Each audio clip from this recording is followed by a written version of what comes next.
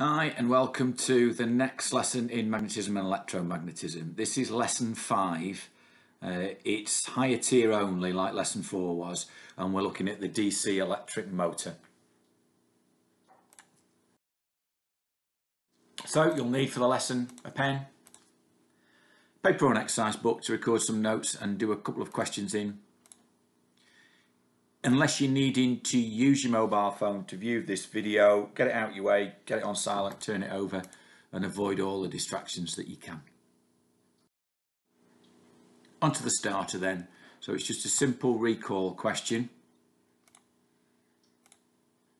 2 calculations.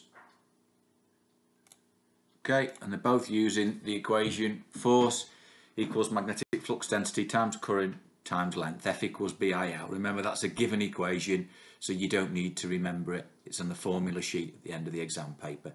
So I'm going to give you 2 minutes. Just be careful of units, just be careful because there's a couple of things that needs converting in there. I'm just going to give you 2 minutes. Relatively straightforward calculations apart from the conversions.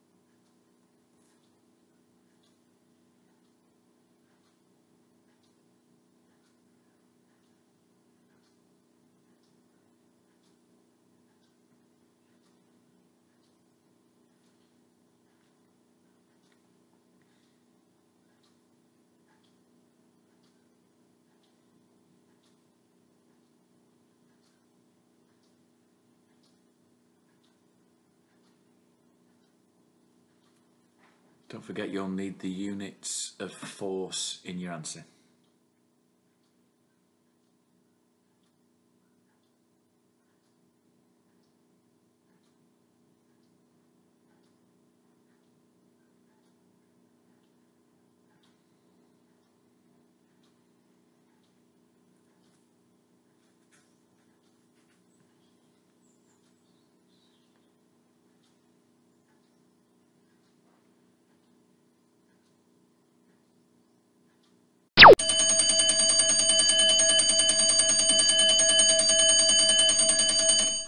Okay, for question 1 then, first of all, convert that length from centimetres to metres. 100 centimetres is just 1 metre, so you've got 3 Tesla, that's B, 3 amps, that's I, 1 metre, that's L, times them all together, which gives you 9 newtons. And then question 2, 0.5 Tesla, 25 millimetres. To get that into metres, you need to divide by 1,000. And milliamps, you need to divide by 1,000 as well. So 200 milliamps is 0.2 amps, which should give you an answer of 0.0025 newtons. If you're struggling with that, go back to the previous lesson and have a look at the examples on there and have another go at those. So the outcomes, we're going to look at, again, how we can affect the size of this force of a current carrying conductor, but mainly we're looking at applying the motor effect to different applications, and really here we're talking about an actual motor and understanding how that works.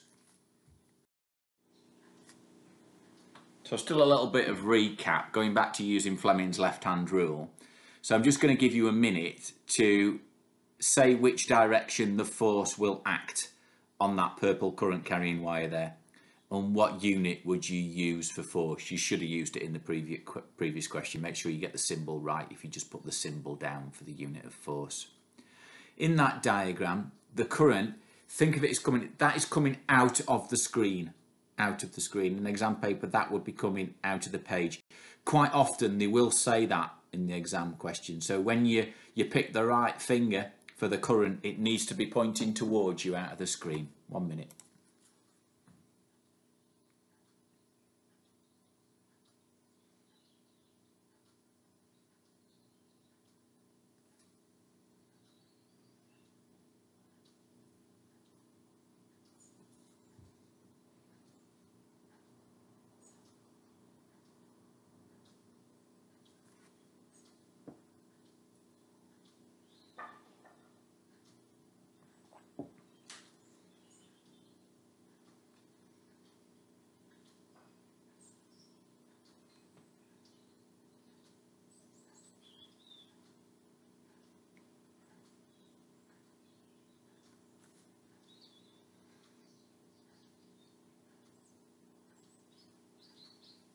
Okay, almost done. Another question they might ask in the exam is how you would use Fleming's left-hand rule. So you'd be explaining what the three, your two fingers and your thumb, represent. So the force then, the force will be going that way. So you've got your left hand in front of you. Your first finger represents the field, so that's going from north to south, so that would have to point up. So if you line it up with the screen there, the first finger is pointing up for the field, north to south. Your second finger is going to be the current, and remember that's coming out from the screen towards you, which will leave your thumb pointing to the left. And the units of force, well, that's newtons. Okay, so next then, how would you increase the size of that force by these magnets? So again, it's recall. We've done it before, but it's important because we're going to need to apply this to electric motors as well as just a current carrying wire.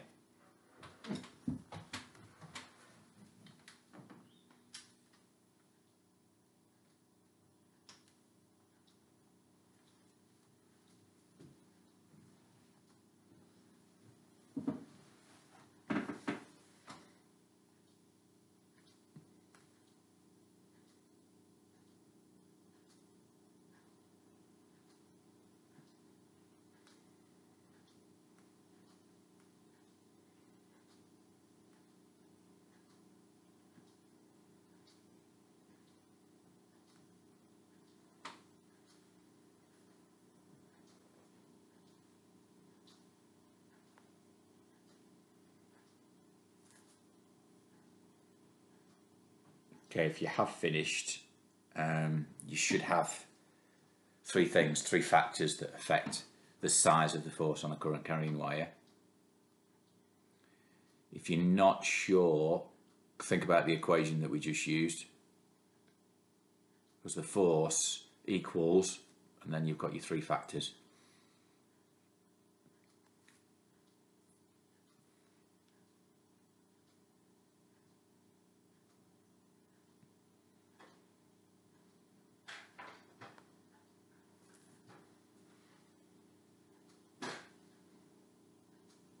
Okay, so 30 seconds.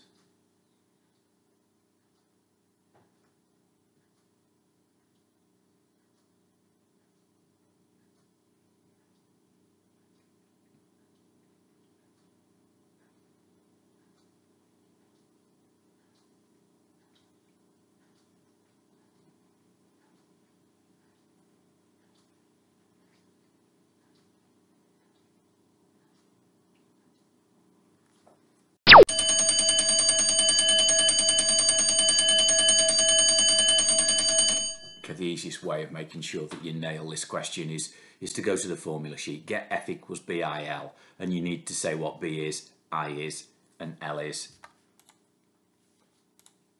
So you can increase the size of the current. Don't use the word voltage there, although if you turn up the voltage you may increase the current as well, you probably will, but say current, that's the one that's in the formula, so increase the size of the current. Increase the strength of the magnet, so you make that magnetic field stronger. It could be that if you move the magnets closer, you will probably make that flux density, that strength, more concentrated in that area there. So that's another thing that you can do. And then increase the length of the wire in the magnetic field. quite often the only way that you can do that is to loop it round, and we'll explain that when we see the motor. That's effectively what a coil is, where you're making more length by looping it round. Okay, so what we're going to do now, I've got a video that I've already filmed where I've got a homemade motor, and we're going to explain how that motor works and use Fleming's left-hand rule to work out which way that it turns. Let's apply the motor effect to the DC electric motor. DC direct current, so we've got power supply just as we've had before. Positive terminal there, so the current's coming out on the red wire, so the current is going along that way. So on the side of the coil nearest to you, the current is going in that direction, but because it's a coil, it goes around and back on the other side in the opposite direction. So the current flows that way, nearest to you, and that way, furthest away from you. And on this coil, we've got 7 turns.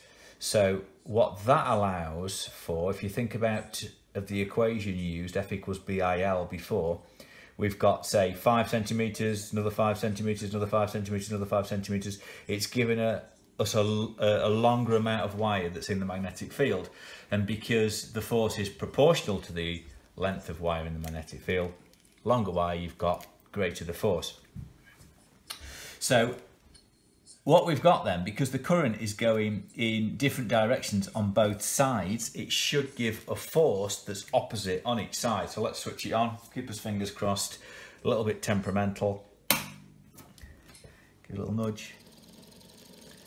Okay, so it's rotating. So it's rotating in that direction. So I'll just switch it off. So nearest to you, the force is up, and furthest away from you, because the current's going in the opposite direction, the current is down. So Fleming's left-hand rule, north, south. So the first finger is the feel from north to south. On this side nearest to you, the current is going in this direction. So my thumb is pointing up. So this side of the coil experiences a force up. But because the current is in the opposite direction on the opposite side, that side of the coil experiences a force down. So it rotates. Told you they were temperamental. It rotates. There we go. Doesn't explain the whole thing though, does it? Because what happens when it gets to the top, if you're not careful, it'll get stuck. But what you've got on this side, I've got a way of swapping the connections around. So when it reaches the top, the connections here swap round, and that's called a commutator. Commutator, you go backwards and forwards. If you commute, you're going backwards and forwards to work or to school, commute. So what it's doing, it's swapping every half rotation, it's swapping the connections round so that it can keep rotating. You don't need to know much about the actual function of the DC electric motor, but they might ask you about the commutator. So it's swapping the terminals around, the connections around. So switch it back on again. So because F equals BIL, there's ways that I can get a bigger force. If I turn up the power pack, I get a higher potential difference, which will give me a higher current. And I turn it back down again and push me a lot with it falling apart. So that gave us a greater force, so it turns faster. Another thing that I could have done was to increase the strength of the electric magnet, so that would be increasing the magnetic flux density B. Or I could make the wire longer, L. And I could make the wire longer by putting more turns on there. Every time I'm putting another turns on, I'm putting another 5 centimetres there and another 5 centimetres there. So let's see how fast now I've explained it to you. I can get it going without it breaking. Or maybe it will break. Plenty of sparks, still staying together. But miracle, one last turn and it'll probably blow up. No, it just smells a lot. Okay, so a DC electric motor is used in thousands and thousands of applications. It's an incredibly important invention. So everything that's wanting to produce some movement out of electricity is using the motor effect and a motor. So pick up a drill, a drill is using exactly the same physics theory and technology, and you'll even see a few sparks if it's got an open case to let heat out, and the sparks are where the connections are swapping over to keep it spinning the commutator.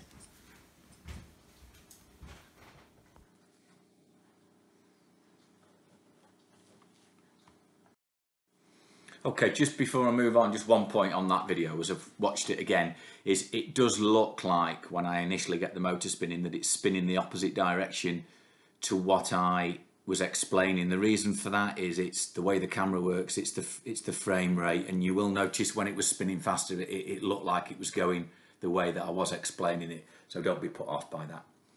Okay, so let's just break that down and have a look at this turning effect. So we've got a north and south pole. So we know our magnetic field goes from the north to the south pole.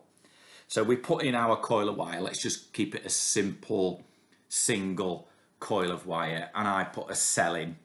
So on the right hand side of that cell is the positive terminal. So the current flows out of there.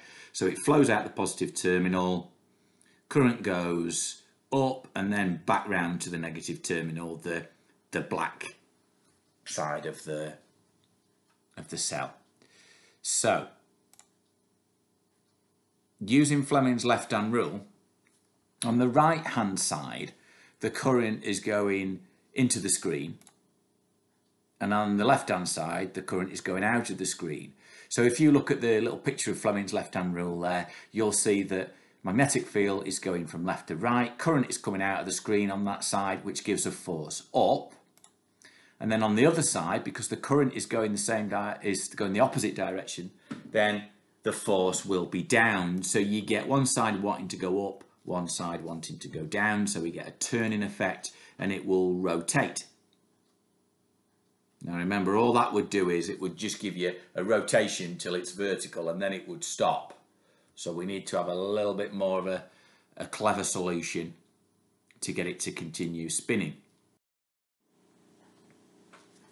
So we've seen how the coil rotates, so that's called the motor effect, and the following three things are required for a motor. So you need permanent magnets. So a DC motor uses permanent magnets. There are other sorts of magnets, other sorts of motors that can use sort of an electromagnet as well. We've got coils of wire. Normally there's lots of coils of wire arranged to make sort of a circle. It also helps the smoothness of the rotation. And we need an electric current, so that'll give us that rotation. But we also need the extra bit that swaps the direction of current. So let's look at that in a bit more detail now. So that's called a commutator. So if you commute, you go to work and back again, so you swap directions. Well, here we need to swap directions of the current, and we need to do that every half term. So cell back in again, positive is on the right, so the current will flow out of the positive, which will make that red connection there positive, and that is touching one side there, which is connected to one side of the coil. So we'll get the current going that way and negative back to the supply there. So let's start it rotating. So we're looking end on as if we were looking down the axis that it rotates on. So it rotates and it's still going, and it rotates. At that point we've briefly got no connection. So there, for a very brief second, there'll be no current flowing, but there's a little bit of momentum. It'll carry on turning a little bit, and then the connections will swap over. So we've actually got it going the opposite way, which will keep it rotating in the same direction. So all you really know about the commutator is it reverses the current direction every half turn, and that allows the motor to keep rotating. An exam question then, so I'm going to give you 2 minutes. So we've got a diagram, simple motor, it's just one turn of wire. We've got the north and the south marked, we've got the direction of the rotation there, split ring commutator, that's just one type. So if you imagine you've got a ring that's been sliced in half, on one side of it we've got the positive terminal as you see it now, and one on the negative, and as it rotates they swap over. So there's two parts to this exam question. I think it's pretty reasonable, there's no calculation involved.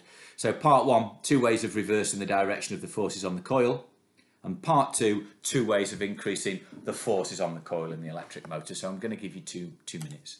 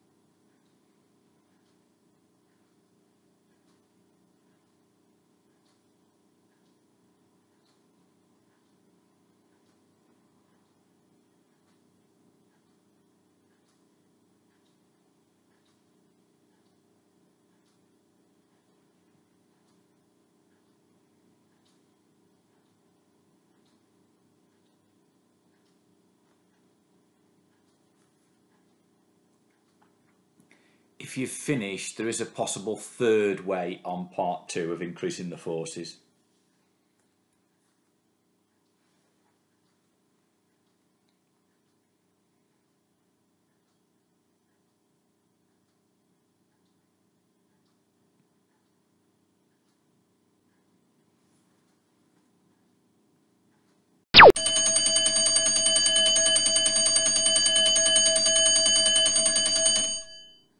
I'll show you a full mark scheme in a minute because there's quite a variety of answers that the exam board would accept, and there's a few things that you might have put down that they wouldn't accept, so you can check in a second. But part one, 2 ways of reversing the direction of the forces. So we could reverse the direction of the magnetic field. Be careful, don't just say swap magnets, because each one of those magnets, there's 2 magnets in that diagram and they've both got a north and south pole, so depending on how you moved them over, it might end up doing exactly the same thing. So swap the direction of the magnetic field is the safest answer.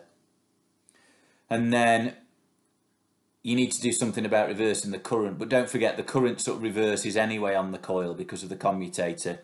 So in that diagram, if you were to reverse the batteries, now the best way of phrasing that is to reverse the polarity of the batteries. Swap the positive and the negative terminals around on your power supply or your battery on the circuit bit at the bottom.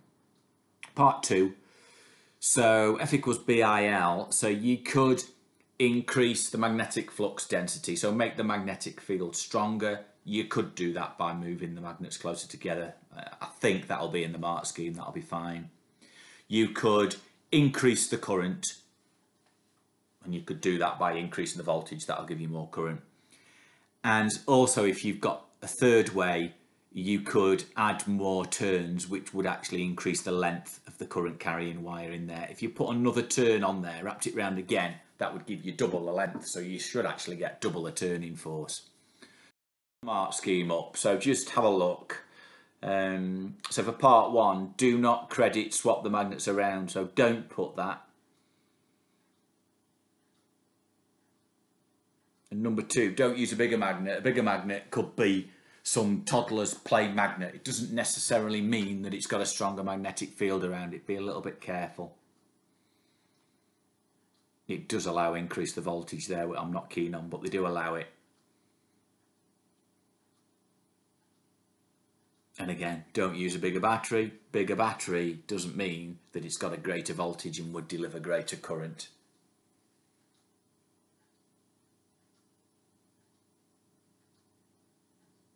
Notice at the very bottom there, they don't credit use a bigger coil. If you made that coil bigger, half of it wouldn't be in the magnetic field, so that actually wouldn't work. Just making it bigger wouldn't necessarily give you a greater force. It's the length you need to increase. So we've got 4 examples of everyday appliances. Well, I don't know about everyday. I'm not sure that the winch in B is going to be around your kitchens at home, but if anyone's got a Land Rover 4x4, you might have a winch on the front of that, maybe. So each one of those contains a motor, and all I want you to do for a minute is just to explain what they've got in common, what's similar about them, and what ways you think they would be different. What would be different about the way that they work or the way that they're made that would make them different?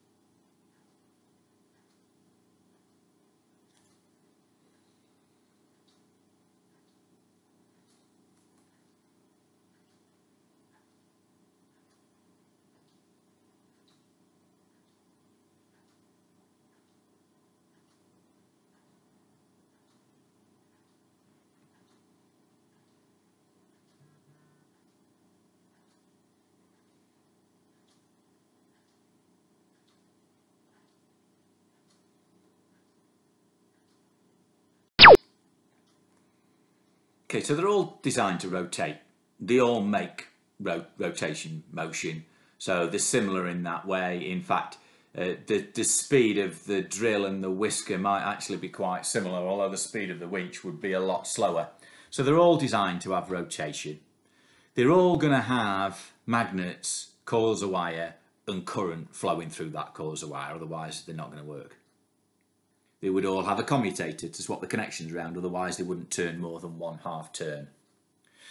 But if you think about the forces required there, if you look at C, you've just got a couple of cells in there, so a low voltage. They'll spin pretty quick to make a draft, although my experience of them is that they're quite useless, is they'll make a bit of a draft, and you could just put your finger on there and the little rubber blades and it would stop. Now, what I wouldn't do is shove my finger in between the rotating whisks on there. They would be going a lot quicker and actually a greater turning force. So the food mixer there would be going faster and it'd have a greater turning force. But the turning force on those whisks doesn't need to be anywhere as big as the drill or the winch. So you're going to have a greater turning force for the drill and even greater for that winch. So the turning force from the drill will be made greater by having more currents and stronger magnetic fields than the fan or the whisk would. And then B, that's on the front of a car, that winch, for pulling other cars out of ditches or whatever, or stuck in the mud. And they turn quite slowly, but they have very, very strong forces. So a car battery can deliver 20, 30 amps quite possibly. So very high currents could be used. So the design is going to affect the speed that they want to rotate and also the forces that they can deliver. So turning effect on a coil can be increased by increasing the current, using a stronger magnet and increasing the number of turns on the coil. So something like the drill would have thousands and thousands of turns. Something like the little battery fan, maybe 30, 40, 50 turns. You can also, if you have a larger coil, you'll get a greater turning force. So something like the winch would have quite a big coil inside there with a lot of turns and a large amount of current going through it. Okay, pretty much the last task for you to do then. I want you to think back on the lesson and make a little bit of a note. You might add to the notes from the summary slide that I'm going to put at the end. So the first thing I want you to do is to put 5 sentences summarising the lesson. The keywords at the bottom may well help. So we've got current, force, Fleming from Fleming's left-hand rule, he was an engineer, electric motor and commutator. I'd strongly suggest you need something about the commutator in there. Then reduce the 5 sentences back to the 5 keywords. Now you've actually got the keywords at the bottom there. So perhaps if you write your sentences and then highlight or underline those 5 keywords in there, that'll save you a little bit of time. And then can you pick the most important thing, the most important word, the most important thing that you need out of this lesson? So 2 minutes.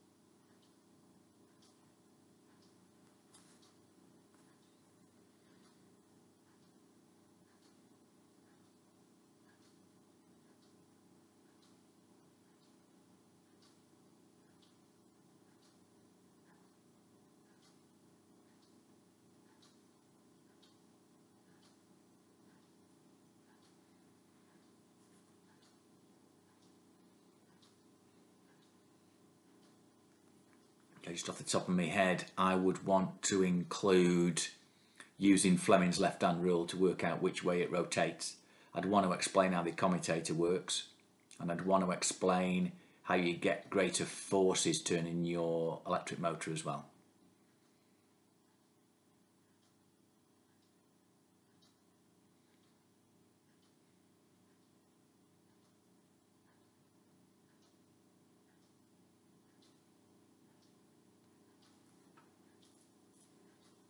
$30 seconds.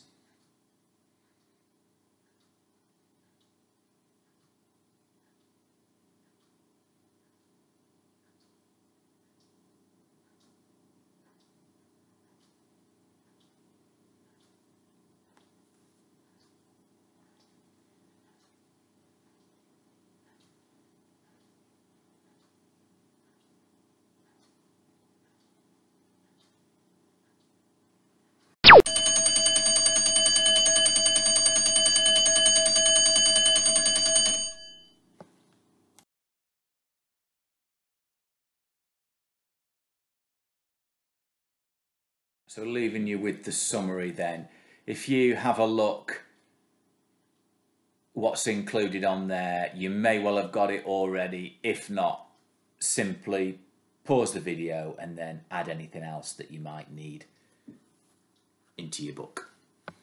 Okay, so that's, if you're doing combined science, that's it for magnetism. In fact, it would mean that you covered all the lessons all the way through for physics for combined science.